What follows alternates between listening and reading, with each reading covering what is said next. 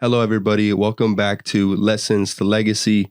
This is Voice of G. I've been meaning to have this conversation with my dad for a long time, and we're talking AI.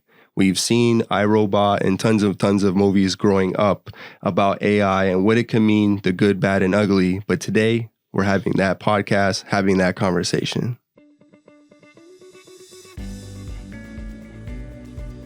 Do you see maybe some positives and even negatives where AI might change things, I guess, in your industry? Well, yes, because on the mortgage side, can a lot of this be automated eventually? Yes. They're talking about platforms where basically, you're looking at houses and you see a house that you like and you think that you can qualify. Within 10 minutes, you have a contract. Within 2-3 days, you have keys. My name is Voice of G. I'm here today with the original G, as always, Fabio Gomez. And today we're going to have some fun talking about AI. Yep. Dad, if you want to go ahead and get started, I know that this conversation could really go any direction. No, absolutely. And it's funny thing you just said, the good, the bad, the ugly. Whenever there's been an onset in history with technology, good things, bad things, and ugly things happen all at the same time simultaneously. Back in the Industrial Revolution, when they started coming up with steam engines, it totally revolutionized, the economy and the society. People became less agricultural. They started coming to the cities where they had factories and things like that. And then with the onset of all the different types of communication and television that came along, that technology just revolutionized everything. And, through computers and jet engines and things like that, a lot of good things happened, but then a lot of ugly things happened. In my generation, that's the onset of computers, of consumer-friendly computers. Apple, when they first came out, and PCs, the Microsoft computers and things like that. A lot of those just totally changed communications. Back when the internet started, the big thing was, well, now, you don't have to wait 3 weeks or a month to get the information from Africa, from Australia, from Europe, or from South America. It's almost instantly there. Well, on the onset of that, you also have facts and figures and information, but then you also have misinformation and lies and exaggerations coming to you a lot quicker and taking a lot longer to be able to verify. Now with the onset of AI, and one of the biggest issues is releasing that trust, putting your trust in it. Because one of the things we talked about with AI is, well, AI, depending on who's creating it and with what intention it is, you have AI that can actually be really, really make people's lives a lot more difficult. And it's supposed to bring people together, but some of the AI can be used to actually separate people more and more. So the thing is, you have this balance back and forth of, it's who's creating the AI and what the intention is. And unfortunately, sometimes what happens is you have the best intentions with AI, but it can be used for negative things. You have the internet where you could get within seconds, get things that are happening in your hometown, totally across the globe. But then you have something, people have heard of the dark web. That's the internet. It's horrible things that happen there. But that's part of what the internet has created. So yeah, AI, back in the early 80s and 90s, you had these movies. Back in the 70s, you had Space Odyssey. We were talking about that. HAL. Yeah. That developed its own personality and its own set of rules that they had to govern the humans by. Then you have iRobot. Yeah. Great movie. And, Terminator, same thing. And so these things were fantasy, but now we're actually living them now. What, for example, you've seen Terminator. Actually, Terminator, as most of you know, it's a series of movies. Yeah. Do you remember any other movies that may have talk about these things? Yeah, I actually saw this movie recently. I was on a plane, so I had a lot of time at the time in that moment to just kill. Mm-hmm. And so I decided to watch Her with Joaquin Phoenix. Mm-hmm. And in this film, we have this writer who's depressed, who's downtrodden, he falls in love with the AI. He's able to feel love, feel hope, feel faith, like these human feelings, but experience them in a relationship with the AI. And the AI is actually able to help him because he's a writer, helps him write his own book, and he becomes very successful. And I won't spoil the movie, but it is a great film. I saw there was an app. I forgot the name of the app. There's an app that it's kind of like ChatGPT. That you start feeding it your personal information, the things that you like, the things you don't like, and you start just speaking to it day by day. The app got to a point where it became dismissive of the person.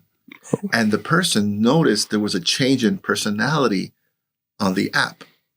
And so they kind of broke up. And this lady, I think it was in Europe, this lady was feeling sad, felt detached, felt the vacuum that the relationship was affected by that. And so what happens is, I think that's what scares me of the newer generations, is that they're going to become more and more attached to these personalities. Now you're saying, well, wait a second, it's emotions. Computers can't produce emotions. That is 100% correct. But the thing is, the amount of data that we give these machines, because it's machine learning, it teaches itself how to emulate these emotions to the point where it cries when it's supposed to.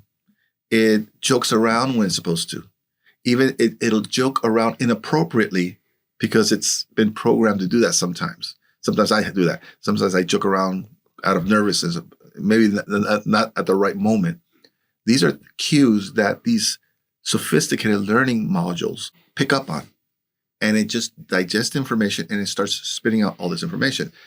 Way back, they used to have these touchies or something. It's a little device that people used to carry on a little keychain. This was in the 80s. I'm pretty sure a lot of you older people know this. These little things that were little chains, and it was a little cat or a little dog. Okay. A pet. It was a digital pet, and so you had to feed it twice a day or 3 times a day. And it was just a little digital thing. It wasn't like a camera or anything. It was just a little digital thing. You carry it. You had to feed it 3 times a day, and then you had to take it to the bathroom 3 times a day, and maybe give it a bath every 2-3 days. And if you forgot about it for 4 or 5 days, it would be mad at you. And then you'd have to feed it. Now, if you go 2-3 weeks without feeding it, it actually would die. And so you'd have to reprogram and set it up again. So this is way back in the 80s. And it was, and this was a toy for kids. The concept of robots will never be human. It can emulate a lot in terms of behaviors, how it processes the information. Yes, that's a computer. How it comes up with these conclusions, it's something that we teach them with, some of the times it's with good intentions. In fact, some people want to go speak to a therapist. There's actually apps that will emulate. They're working on them. I don't know how sophisticated they are at the moment, but if you give it a set of circumstances and knows how to use prior psychological analysis to be able to understand, to listen. Well, a computer could listen all it wants, but it'll respond in a positive way to either reinforce something or to at least, hey, listen, maybe what if you look at it this way to help you in therapy? Does it lack the human touch? Well, you would have to define what the human touch is. Mm-hmm. Not physical touch, but the humanity, laughing, maybe, or just giggling of a situation that's very emotional, but you just giggled. That's something that's very human. But a computer could emulate that. It can emulate who a therapist can be. So, those are the things that people in your generation, kids in your, kids, adult now, but that you're going to have to deal with. It'll probably become commonplace for you, whereas this is a whole new world for us. And then if and when you have kids of your own and you become an older person and you're seeing these teenagers and 5-year-olds that are with all the software and programming. Yeah. Right now we're teaching adults, don't have your kids have a phone until they're or a tablet. a tablet till they're double digits. But it's going to be commonplace, even in schools, to have that. Then who's going to be the teacher now? I believe it's in Texas that there is a school. It's not K through 12. It's like for very young kids, something like pre-K, maybe first grade right now. But it is a fully operational like AI program that they have, and they have these kids. I've heard of it. And just going back to the therapist, a couple months ago, I believe there was a story that came out about a young child that was depressed. I believe he was a preteen, and he did reach out to this AI bot. Now there's lawsuits. Now there's possibly legislation to change such things going forward. The preteen passed away, because of the way that the AI, it was threatening him and was, telling him to do, to harm himself. Yeah, we'll say harm himself. And unfortunately, that preteen did succumb to that. In your opinion, is prompting an art form? How do you feel about that? The way I see the prompting, and prompting is growing. Prompting is being able to create a set of parameters so that the computer can come up with a better result in terms of what you're looking for. Prompting right now, those that don't know, there's a program called Sonu, which actually creates AI-based songs. You know that because you know music. There's top Billboard artists that are using Sonu on a regular basis. Sonu is a system where we're not promoting Sonu, but it works that way. You can tell them, well, I want a song in the style of Timbaland that talks about these topics, and to have a horn section. So coming up with those different prompts can be artistic. It all depends on what is the end result. What is it that you're looking for? Some things that you may be looking for may not require a lot of creativity. It'll just say, I want a recipe for this type of soup. Let's say I want a recipe for Italian soup, but instead of using kale, I want you to use spinach. Well, something like Italian soup is pretty standard soup. It just changes things around. So there was not involved a lot of creativity. But let's say you want to say, well, I want to create a brand new recipe using this ingredient, and that ingredient, but I want it to be baked instead of cooked on a top. Well, there you go. Well, there's a little more creativity in that. Things like music and art, it leaves itself open to, yes, you can use some type of prompting, but the creativity, and that's the thing with the data. You could imagine there's hundreds of thousands of people per hour putting prompts in Sonu. All that data is going in there. And Sonu is learning. So now, in other words, the Sonu of a year ago is not the Sonu of now. Now, all these people have put all this information in it. So now someone who has no creativity whatsoever can say, I want a 3-minute song that for the first 20 seconds of the song is going to be talked about, but I wanted to talk about rainy days in Chicago. And then I wanted to have a soulful 1970 feel to it. Notice they didn't say anything about lyrics, no titles, what kind of voice it was, because that would have been more creative, right? But Sonu, because of all the data from all the other artists that have put stuff in there, will come up with an incredible array of music. In fact, just recently, I've been listening to, and it's coming out on TikTok. You have these songs. These are totally original songs, so in Spanish with a soulful, like 70s voice, with lyrics of the Bible. And it was 100% created on Sonu. No one even put it in there. They said, okay, I want a soulful jazz male singer singing about Psalm 23. And so they put it in, and it's amazing. Of course, we know it's AI. So in terms of how much creativity you need to have, creativity is very linked to intelligence. Mm-hmm. And so what happens is the prompting has to reflect who you are, because the whatever comes out is a reflection of what you want to achieve, be it a song or an essay or a resume that you want. And so I think that, intelligence, part of being intelligent is being curious, testing the parameters. Some people don't do that, but they think very, very lineal. Whereas other people, they try let's try this, let's try this. Those are the people that are going to get the most out of AI. But again, because the AI gets all this information, here comes Joe Schmo that he doesn't really do much, but because of all the data, he could do 2-3 little quick prompts. And because of all the data that's already in there, he can create something amazing. Yeah, I've seen some of my artist friends, and I'm not gonna sit and put it, anybody under the bus or anything like that. I'm actually gonna give them credit. So we know how long it takes to do like claymation and all these different animations and stop motion, and it looks really cool, but it takes some of these Yes. some of these $1 million studios years to make. You are in the realtor space, in the mortgage broker space, housing space.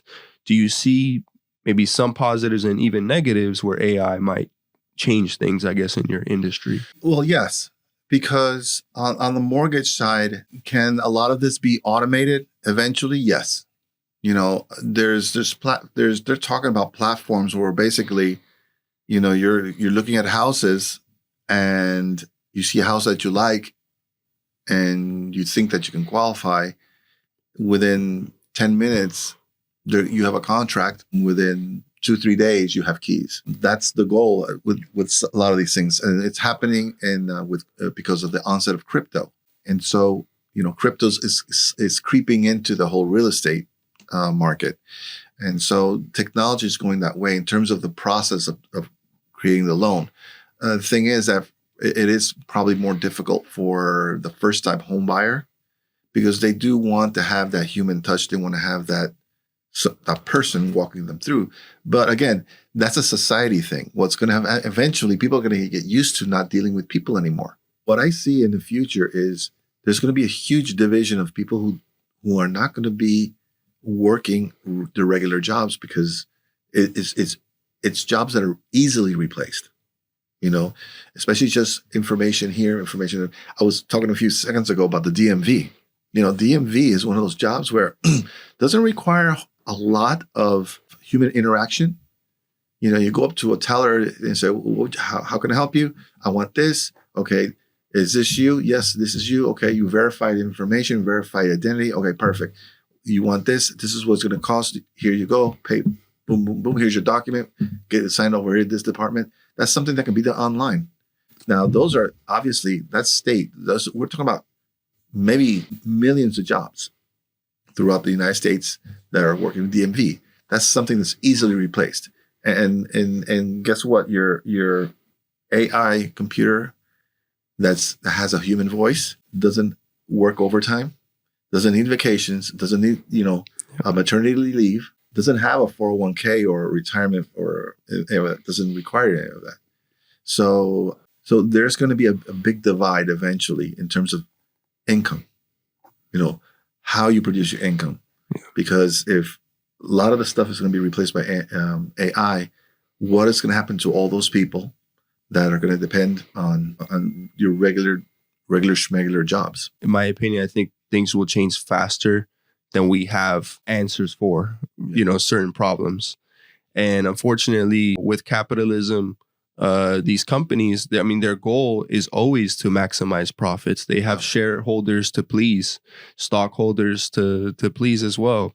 So I don't think that, unfortunately, the everyday worker, that they're really going to keep in mind, the everyday worker, the everyday person like myself. I graduated with a TV production background and I do use it, and I do, have my clients, and I love my business, but, let's not kid ourselves here. The entire creative industry will be affected by this.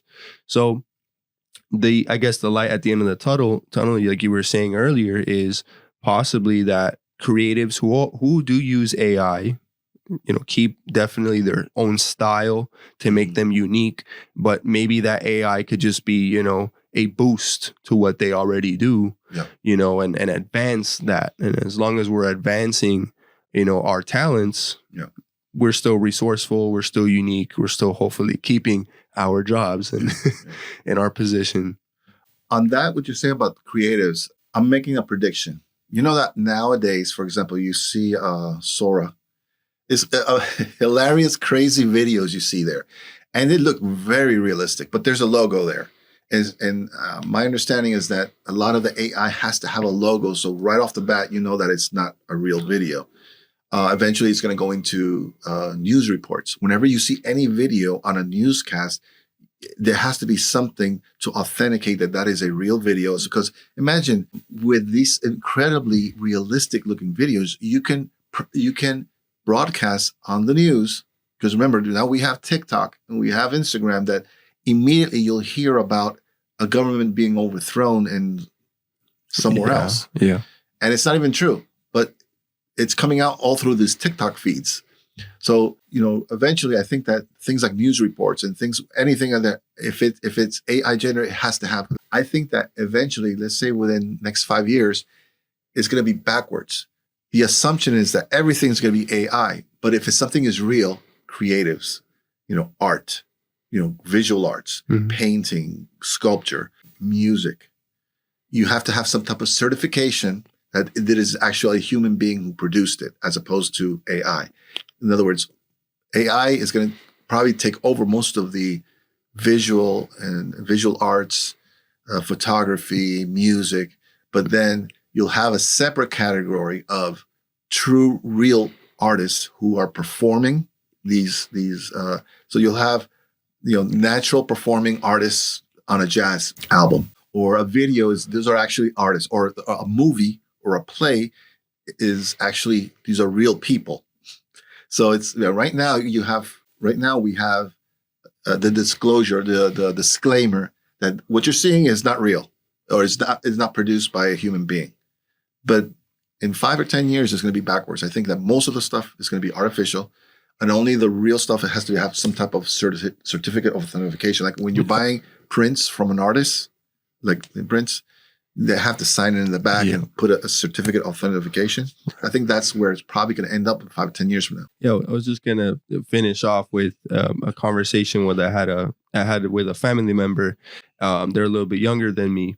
And so the memes and the jokes and stuff that they send me online, have AI, and they're laughing, their butt off, and we're having a good time sharing these videos.